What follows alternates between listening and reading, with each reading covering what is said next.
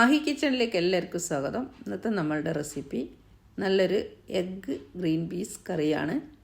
അതെങ്ങനെയാണ് ഉണ്ടാക്കേണ്ടതെന്ന് നമുക്ക് നോക്കാം. അതിനുവേണ്ടി ഞാൻ ഒരു കഷ്ണം ഇഞ്ചി, ഒരു 3-5 വെളുത്തുള്ളി, കുറച്ച് സ്പൈസസും കൂടി എടുത്തിട്ടുണ്ട്. അതായത് ഒരു ടേബിൾ സ്പൂൺ കുരുമുളക്, പിന്നെ ഒരു കഷ്ണം പട്ട, ഗ്രാമ്പു, ഏലക്ക, ഇതൊക്കെയാണ് എടുത്തത്. ഇനി ഇതൊന്ന് ചതച്ചെടുക്കണം. നമ്മൾ മിക്സിയിലിട്ടിട്ട് ഒന്ന് ചതച്ചാൽ മതി, അരഞ്ഞു പോകരുത് കേട്ടോ, ചതച്ചെടുക്കണം.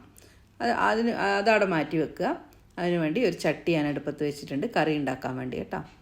അതിൽ കുറച്ച് വെളിച്ചെണ്ണ തന്നെ ഉണ്ടാക്കിയെടുക്കണേ, നല്ല ടേസ്റ്റ് ഉണ്ടാവുള്ളൂ. ചട്ടി ചൂടാവട്ടെ, വെളിച്ചെണ്ണ ചൂടാവട്ടെ. ചട്ടിയിൽ ഒഴിച്ചിട്ടുണ്ട്. നന്നായിട്ട് ചൂടായി വന്നു കഴിഞ്ഞാൽ നമ്മൾ ആദ്യം തന്നെ ഒരു മീഡിയം സൈസ് സവാള ചെറുതാക്കി കട്ട് ചെയ്ത് ആഡ് ചെയ്യുക കേട്ടോ. ഒരു മീഡിയം സൈസ് മാത്രം എടുത്താൽ മതി. ഇത് നല്ലൊരു കറിയാണ്, നല്ല അടിപൊളി കറിയാണ് കേട്ടോ. നല്ല എല്ലാത്തിൻ്റെ കൂടി കഴിക്കാൻ പറ്റുന്ന നല്ലൊരു കറിയാണ്. വളരെ എളുപ്പത്തിൽ നമുക്ക് ഉണ്ടാക്കിയെടുക്കാനും കഴിയും. നല്ലൊരു ഹെൽത്തിയായ ഒരു കറിയാണ്. എഗ്ഗും ഗ്രീൻ പീസും ഒക്കെ ഉണ്ടാകുമ്പോൾ നല്ലൊരു ഹെൽത്തിയായ ഒരു കറിയാണ് കേട്ടോ. എല്ലാം കൂടി ആകുമ്പോൾ നല്ലൊരു കറിയാണ്. ഇത് നന്നായി വഴറ്റി കൊടുക്കുക. ഇത് നല്ലൊരു ബ്രൗൺ കളർ ആവേണ്ട, എന്നാലും വഴണ്ടി കിട്ടണം കേട്ടോ. നല്ലോണം വഴണ്ടി കിട്ടണം. ഒരു മീഡിയം ഫ്ലെയിമിൽ വെച്ചിട്ട് നമ്മൾ നന്നായി വഴറ്റി കൊടുക്കുക. ചട്ടിയാകുമ്പോൾ അടിയിലൊക്കെ പിടിക്കും, ഇതും വെച്ച് പോകരുത് കേട്ടോ. നന്നായിട്ട് വഴറ്റി കൊടുക്കുക.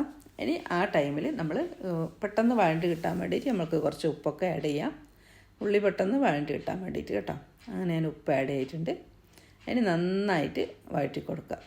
അതേസമയം ഇത് ചതച്ച് വെച്ചത് സ്പൈസസ് കൂടി പോകരുത് കേട്ടോ. ഞാൻ എടുത്ത അതേ ഒരു കഷ്ണം പട്ട മതി, ഒരു 3 ഗ്രാമ്പു, 1-2 ഏലക്ക, ഒരു ടേബിൾ സ്പൂണോ അല്ലെങ്കിൽ 1.5 ടീസ്പൂണോ അങ്ങനെ എന്തെങ്കിലും, അത്ര മതി, കൂടുതൽ വേണ്ട കേട്ടോ. ഇത് ഞാൻ 3/4 കപ്പ് ഗ്രീൻ പീസും, ഒരു medium size potato, 2 egg, 3 egg, ഇങ്ങനെയൊക്കെയാണ് ഞാൻ എടുത്തത് കേട്ടോ. ആ ഒരു ഇതിൽ ചെയ്താൽ മതി. അപ്പോൾ ഞാനിത് ചതച്ച് വെച്ചിട്ടുണ്ട്. അത് ഈ ഉള്ളിയിൽ വഴറ്റിയിലേക്ക് ഇടുക കേട്ടോ. അരഞ്ഞു പോകരുത്, അരഞ്ഞാൽ വേറൊരു ടേസ്റ്റാവും. ഒന്ന് ചതച്ചെടുക്കുകയോ ചെയ്യാവൂ. ഇനി ഇതൊരു എഗ്ഗ് കുറുമയാണ് കേട്ടോ. ഗ്രീൻ പീസ് എഗ്ഗ് കുറുമയാണ്. നന്നായിട്ട് വഴറ്റി കൊടുക്കുക കേട്ടോ. ഇനി ഇതിൻ്റെ ഒരു പച്ച ചൊവ്വയൊക്കെ ഒന്ന് മാറിക്കിട്ടിട്ട് അതുവരെ ഒന്ന് വഴറ്റിക്കെടുക്കുക.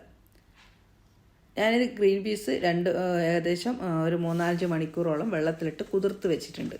എന്നാൽ മാത്രമേ നമുക്ക് പെട്ടെന്ന് വെന്ത് കിട്ടുള്ളൂ. അപ്പോൾ 2 വിസിലുകൊണ്ട് എല്ലാം നടക്കും.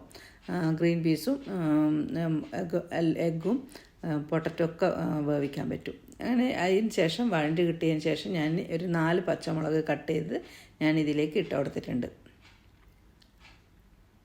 നന്നായി വഴറ്റി കൊടുക്കുക കേട്ടോ.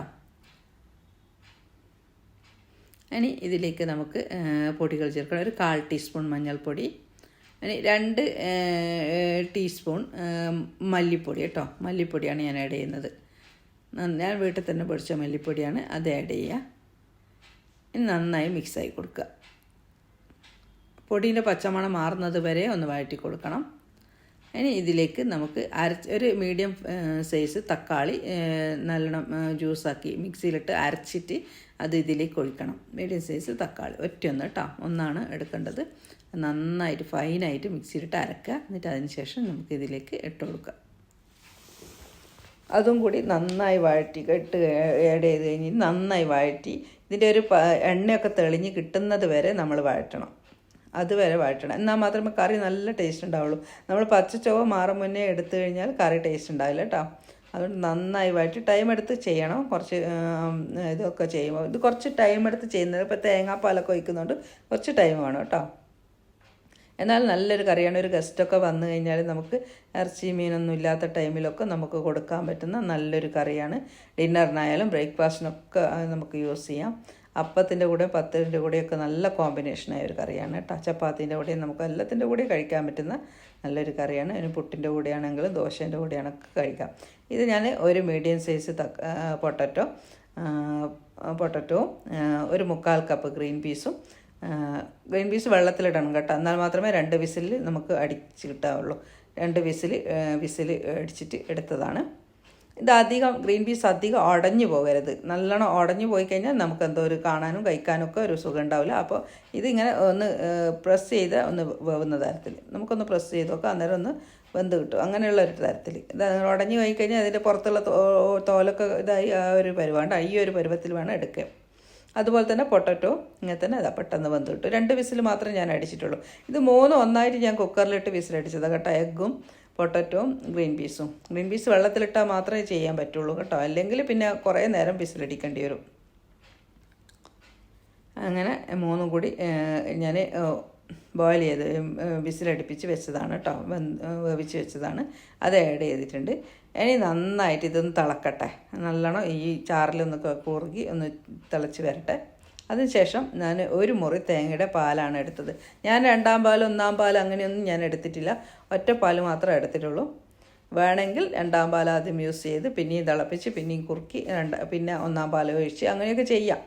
പക്ഷേ ഇത് ഞാൻ കുറച്ച് അധികം പണിയുണ്ടല്ലോ, തേങ്ങാപ്പാലൊക്കെ എടുക്കണ്ടേ. അപ്പം നമുക്കൊന്ന് പെട്ടെന്ന് ചെയ്യണമെന്ന് വെച്ച് കഴിഞ്ഞാൽ അങ്ങനെ ചെയ്യുന്നത് കേട്ടോ. അത് ഒരു ചെറിയ തേങ്ങയുടെ പാലാണ്. 1 മുറി തേങ്ങ മാത്രമേ ഞാൻ എടുത്തിട്ടുള്ളൂ കേട്ടോ. അത് എല്ലാം കൂടി ഒന്നായിട്ട് 2ാം പാലും 1ാം പാലൊക്കെ ഒന്നായിട്ട് കുറച്ച് വെള്ളമൊക്കെ ആഡ് ചെയ്തിട്ട് ഞാൻ അടിച്ചതാണ് മിക്സിയിൽ. അത് ഇതിലേക്ക് ഒഴിച്ച് കൊടുത്തിട്ടുണ്ട്. ഇനി നന്നായി തിളച്ചിട്ട് വരട്ടെ. നല്ലോണം തിളച്ച് കുറുകി വരട്ടെ. തേങ്ങാപ്പാൽ ഒഴിച്ചുകൊണ്ട് നല്ലൊരു കുറുകി വരും കറിയിൽ. ഇനി ഈ ടൈമിൽ നമുക്ക് ഉപ്പുണ്ടോ നോക്കാം. നമ്മൾ ഉള്ളി വഴറ്റുമ്പോൾ ഗ്രീൻ പീസ് വേവിക്കുമ്പോൾ അങ്ങനെയൊക്കെ ഉപ്പിട്ട് കൊടുത്തിട്ടുണ്ട് കേട്ടോ. ഇനി നോക്കിയിട്ട് വേണം ഇടേ. അപ്പോൾ കുറച്ച് ഉപ്പിൻ്റെ കുറവുണ്ട്. ഞാൻ കുറച്ച് ഉപ്പും കൂടി ആഡ് ചെയ്ത് കൊടുക്കുന്നുണ്ട് കേട്ടോ. നന്നായി മിക്സായി കൊടുക്കണം. നന്നായി മിക്സായി കൊടുത്ത് എന്നിട്ട് അതിലേക്ക് അത് തിളച്ച് കുറുകി വരണം. ഈ ടൈമിൽ നമ്മൾ ബോയിൽ ചെയ്ത് വെച്ച എഗ്ഗ് ഇടുന്നുണ്ട്. ഓരോരുത്തരുടെ വീട്ടിൽ ഓരോരുത്തരനുസരിച്ചിട്ട് എടുക്കുക കേട്ടോ. ഞാനിപ്പോൾ 3/4 കപ്പ് ഗ്രീൻ പീസാണ് എടുത്തത്. 1 പൊട്ടറ്റോ 2 എഗ്ഗ് അങ്ങനെയാണ്. ഞാൻ നേരത്തെ 3 എഗ്ഗ് എന്ന് പറഞ്ഞു, 2 എഗ്ഗാണ് എടുത്തത് കേട്ടോ. 2 എഗ്ഗ് എടുത്തിട്ടുണ്ട്. ഇത് നറുകെ ഇങ്ങനെ കട്ട് ചെയ്തിട്ടുണ്ട് കേട്ടോ. അല്ലെങ്കിൽ നീളത്തിൽ 2-3-4 പീസാക്കിയിട്ട് കട്ട് ചെയ്താൽ മതി. ഓരോരുത്തരുടെ ഇഷ്ടത്തിനനുസരിച്ച് ചെയ്യാം. ഞാനിപ്പോൾ ഒറ്റ നീളത്തിൽ മാത്രമേ ഞാൻ കട്ട് ചെയ്തിട്ടുള്ളൂ. പകുതി മാത്രം മുറിച്ചിട്ടുള്ളൂ. അങ്ങനെ വേണമെങ്കിൽ നിങ്ങൾക്ക് ഒരു 3-4 പീസായിട്ട് എഗ്ഗ് കട്ട് ചെയ്യാം പുഴുങ്ങിയിട്ട്. അങ്ങനെയും ചെയ്യാം. ഇതിപ്പോൾ കുറച്ച് കറിവേപ്പില വേണം ഫ്രഷായി ഇട്ട് കൊടുത്തിട്ടുണ്ട്. ഇനി കുറച്ച് മല്ലിയില കൂടി ആഡ് ചെയ്തിട്ടുണ്ട്. 2 കൂടി ഇടാം, അല്ലെങ്കിൽ ഏതെങ്കിലും ഒന്ന് ഇടാം. ഓരോരുത്തരുടെ ഇഷ്ടത്തിനനുസരിച്ച് ചെയ്യാം. ഞാൻ 2 ഫ്ലേവറും കൂടി ഇരിക്കട്ടെ എന്ന് വെച്ച് 2 കൂടി ഇട്ടിട്ടുണ്ട് കേട്ടോ. ഒരു റിച്ച് കറിയാണിത്. വീഡിയോ ഇഷ്ടമാവുകയാണെങ്കിൽ ലൈക്ക് ചെയ്യാനും കമൻറ്റ് ചെയ്യാനും ഷെയർ ചെയ്യാനൊന്നും മറന്നു പോകരുത് കേട്ടോ. നിങ്ങളുടെ ഫ്രണ്ട്സിനും ഫാമിലി റിലേറ്റീവ്സിനൊക്കെ വീഡിയോൻ്റെ ലിങ്ക് ഒന്ന് ഷെയർ ചെയ്ത് കൊടുക്കണേ. എല്ലാവരും ഒന്ന് ഇതുപോലെ ഒന്ന് ഉണ്ടാക്കി നോക്കൂ.